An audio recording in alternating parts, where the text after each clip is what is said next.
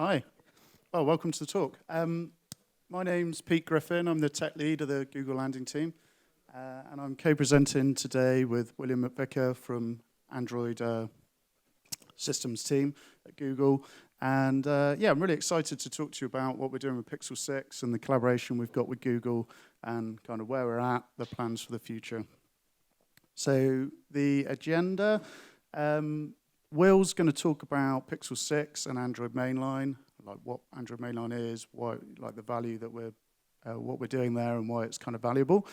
And then the second half of the presentation, I'm going to talk about Pixel 6, the support that we're doing upstream, where we're at, what we're planning to do for the future. Yeah, so without further ado, I'll hand over to Will for Pixel 6 on Android Mainline.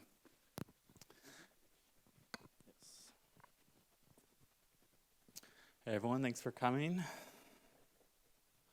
So my team has been supporting Pixel 6 on Android Mainline for about 3 years now. So let me talk a little bit about what Android Mainline is. Android Mainline is the primary branch for Android kernel development.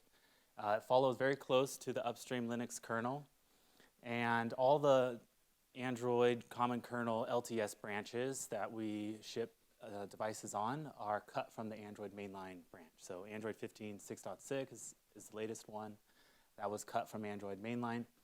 And the Android kernel team follows a strict upstream first policy. We ask that all our partners send their core kernel changes upstream first before trying to submit them into AOSP. But sometimes there's no entry user and those patches get rejected. So we do carry some technical debt. Those include scheduler, vendor hooks, AshMem, technical debt, overlay FS, things like that. So we've been supporting for 3 years now. We support on Android Mainline and also all the LTS branches as well. We have about 80,000 CTS and VTS tests that we do in pre-submit. We've added performance benchmarking tests. And we've caught about 16 upstream bugs now on Pixel 6 on Android Mainline. So what are the advantages of having this device on Android Mainline? One of the biggest things is that we can increase our GKI testing on a real in-market device. This helps us catch regressions from upstream merges before they propagate to our Android partners. And support on Android Mainline means that we can automatically get support on all our LTS branches when those are cut at the end of the year. The testing that we're doing also is a form factor device, so it reflects real-world performance, thermal and power testing. It's all a little bit more, or maybe a lot more, relevant to us for Android devices than, you could say, a development board. This also allows Android development on a kernel branch that's very close to the upstream kernel. So this allows kernel developers for Android to interact with the community upstream, develop, and be more involved in the discussions, test patches. And then lastly, it helps at least the Pixel team to do in-market kernel upgrades since they're able to support their device already on the latest kernel branch. And so we found with this project that it's easier to maintain functionality and performance incrementally for each Linux release than to upgrade from one LTS branch to the next. So here's a snapshot of how many patches for each kernel release that we have to do for our out-of-tree drivers that we're supporting. So you can see 6.8 was a significant number, but the previous releases were almost half that. So on average, it's not a significant amount of work that you have to do to be able to support this. And we have about 3 engineers on our landing team that are helping with this. So it's not something that requires a large amount of engineers to incrementally update your drivers. So we've added some public documentation for this as well. So if you want to try it out, you can go to these links, and I've provided steps on how to compile and flash the latest kernels on a Pixel 6 device. And we're periodically updating the public Pixel drivers as well, so you can go and see that and get a reference for what type of changes are going in upstream that require your drivers to be updated. And this has helped multiple partners, Linaro working group, LCG engineers. They can now use Pixel 6 if they want to test upstream scheduler patches or whatever type of functional patches that they're trying to add to Android. You now have this platform that you can use to do development, and it will help reflect more on an actual Android device versus a development board that doesn't have the thermal constraints and is wall powered versus battery powered. So now I'm going to hand it off to Peter. He's going to talk about the upstreaming work that his team has been doing. Thanks, Will. Yeah, so upstreaming Pixel 6. So firstly, why upstream Pixel 6? So it allows us to test even earlier. So currently, with Android mainline, sometimes there's a little bit of a lag before the Linux RC is merged into Android mainline. And that lag is caused by us having to update the Pixel drivers and the other sort of conflicts when you merge Linus's release into Android mainline.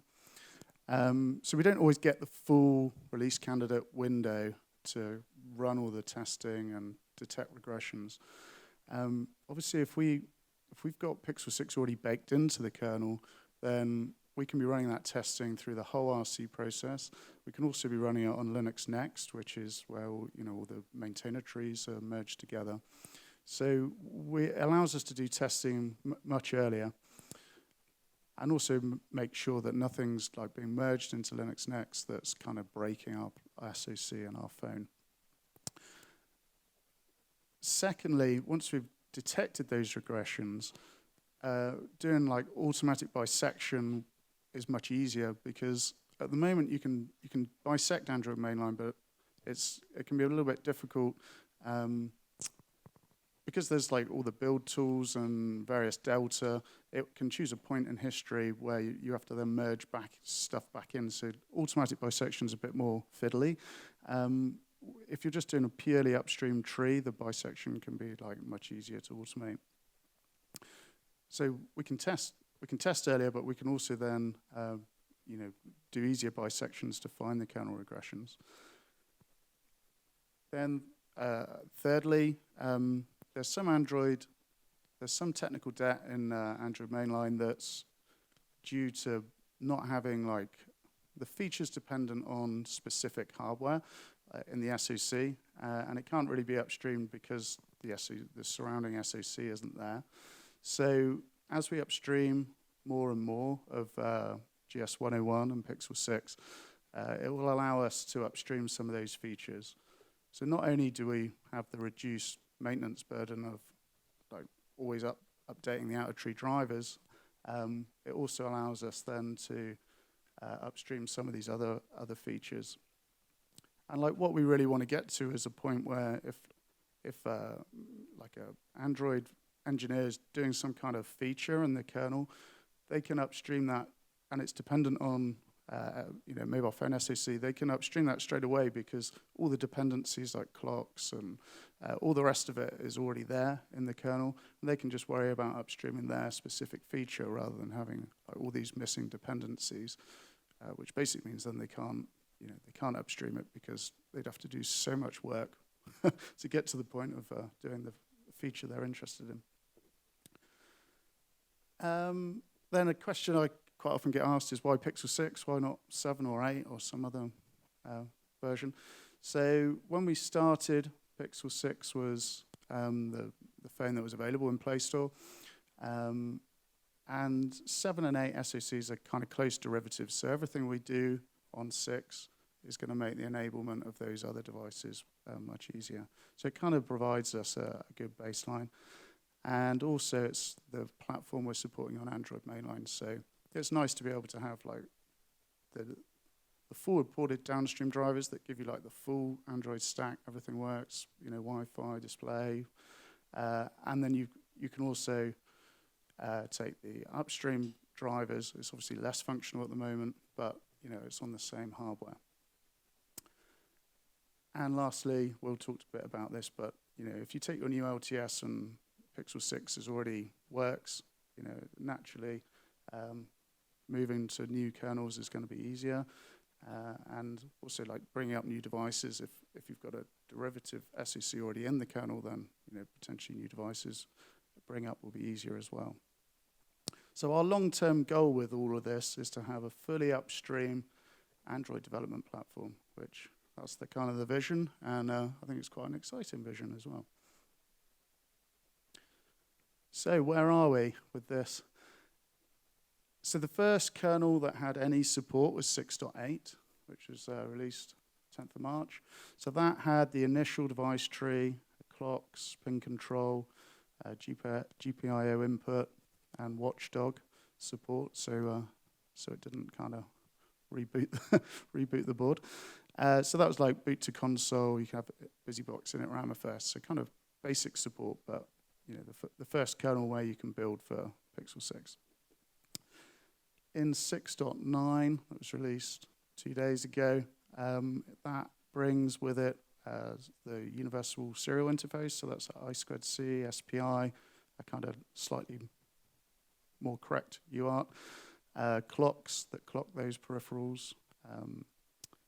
We also added Exynos PMU SMC support. So this is typically on other Exynos platforms, it's like a Syscon driver that has a bunch of configuration registers, but on these phones, those registers can only be accessed by higher exception level. So there's SMC RegMap implementation. That's a dependency for a whole bunch of PHY drivers and other drivers that we're enabling. And multi-core timer. Then for 6.10, this slide's a little bit out of date because it was written on 25th of April. So for the DT, all the USI nodes for all the I2C SPI controllers have been defined. The UFS PHY and bindings were queued by Vinod. And then since then, so the clocks for HSI, high-speed interface 0 and 2 have been queued. The UFS hosts and bindings have been queued. The USB controller and bindings have been queued. And the only thing that didn't make it was the USB PHY. So yeah, for 6.10 we have working UFS and almost working USB. So what's coming next? ACPM we're starting to ramp up on. Tudor's starting to look at. That's like the power coprocessor, and it's a kind of dependency of quite a few things. So the PMIC and all the regulators, frequency scaling, thermal, power domains. So having this upstream will allow us to do a lot more of the power and thermal drivers. More clocks, because there always seems to be more clocks to do. IOMMU, because that's a dependency of other things like display. And then, we'll move on to display and audio and some of the things that are going to make it, feel much more like a phone. So that's kind of the plan over the following year. So then I just wanted to talk a little bit about some of the tooling that we've developed that kind of makes, running upstream kernel a bit more user-friendly on the Pixel 6. So we're hosting all our stuff over on Code Linaro under the Google landing team page. Andre's written like a nice little makefile wrapper.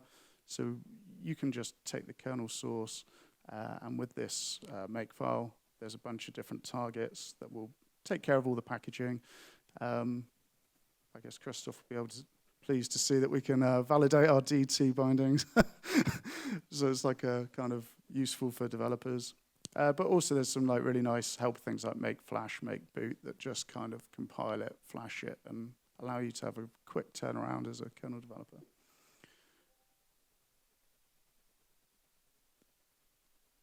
We've also got, so we've been using BusyBox in Ramifest, and we've got this Yocto layer that allows us to generate that, add new commands in.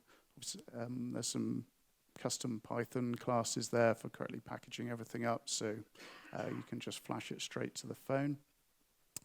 With UFS, obviously we'll switch over to now a more fully featured rootfs. But as far as I'm aware, that's like the first Yocto layer for a Pixel device. And then future plans. So we're looking to enable Pixel 6 and LKFT and those sort of testing services, and continuing to upstream the Pixel 6 drivers till we kind of reach this fully upstream position. If you want more information on how to flash upstream kernels on your phone, you can go to this README here, and it's got all the instructions on how to get the debug dongle for the UART, how you can flash it and use the makefiles and things. And come and speak to us. We're doing a couple of demos on Demo Friday, Android mainline on latest kernel, and also upstream support. And I'd just like to say thanks to Christoph, who's been reviewing a lot of our patches, Rob, Sam Prasenko, who another Linaro guy, reviewed a lot of patches, all the folks at Google, Will, Saravana, Eddie, Todd, who've made this project possible. And here's a little teaser here of one of our demos, like automating the phone for testing. So if you want to find out more about that, come via our table on Friday. And yeah, that's it. If anyone's got any questions, we want to leave a bit of time for questions, so fire away.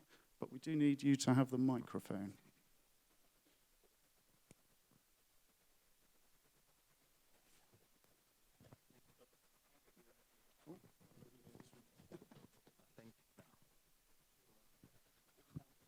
Okay. Thank you for your efforts. If I got it correctly, your first version, the first kind of version where you got actually patches in was 6.8, and then you also had a huge bump in your internal patches for 6.8. What was the cause, or can you please explain that? Maybe. Can you remember what all the 6 to 8 patches were? I guess the graph. So the number of patches doesn't necessarily mean it was a lot to do. In that particular case, it was just because, to make it nice, because there was a similar change in various drivers, only a couple lines, but they were all split out into 2 individual patches, just for Git purposes. For downstream drivers. So those patches from the graph are just covering the driver changes that we had to make due to upstream API changes. I think there was a -w parameter that was added upstream that caused a bunch of issues with a lot of the drivers, and so that's why there's many of them, but they were relatively simple for 6.8. Thanks, Will.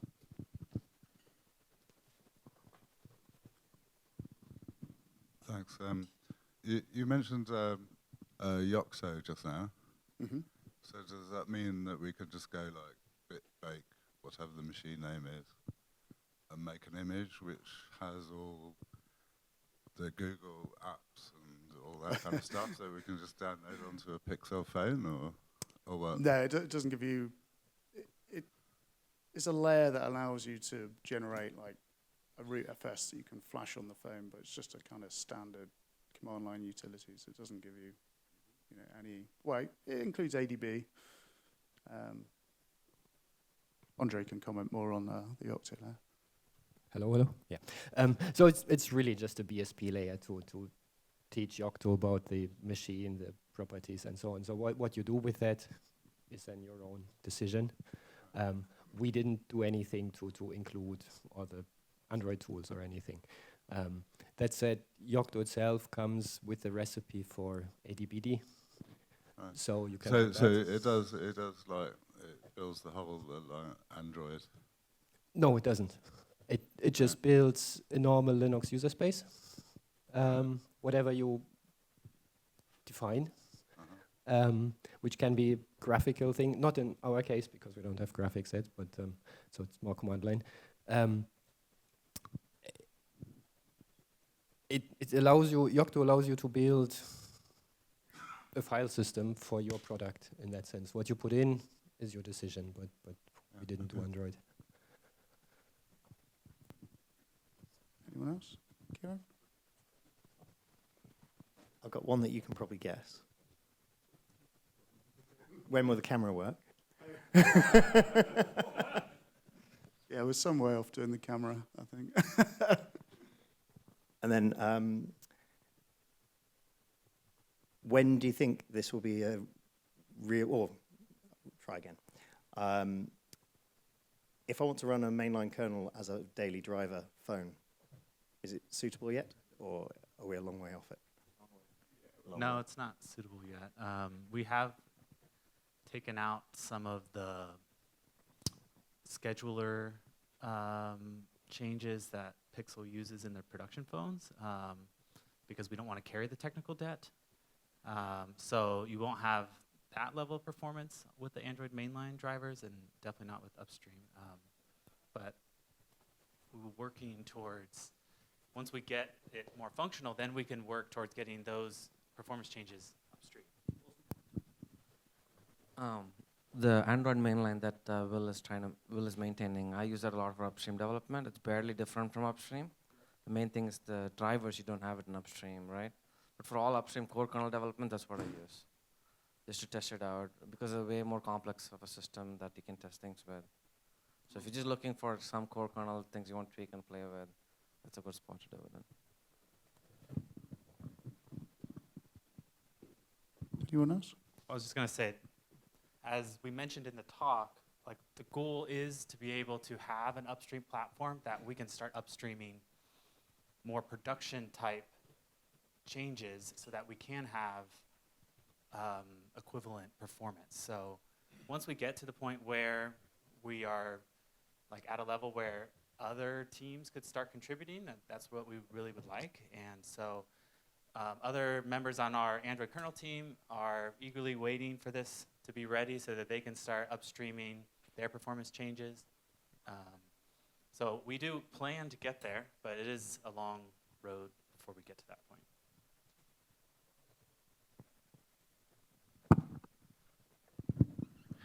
Is there any involvement or interest from Samsung? Like, did they provide us any feedback about your work?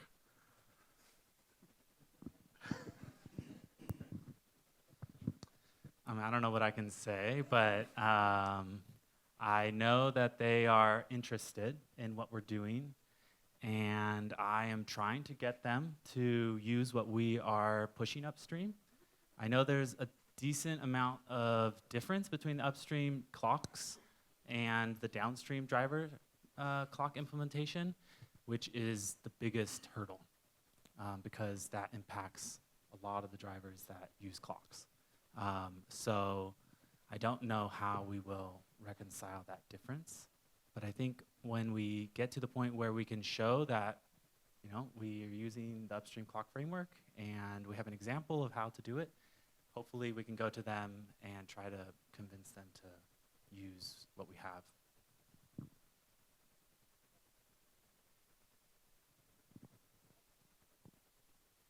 Okay, I think we're done. Thanks everyone for coming. Thank you. See you on Friday.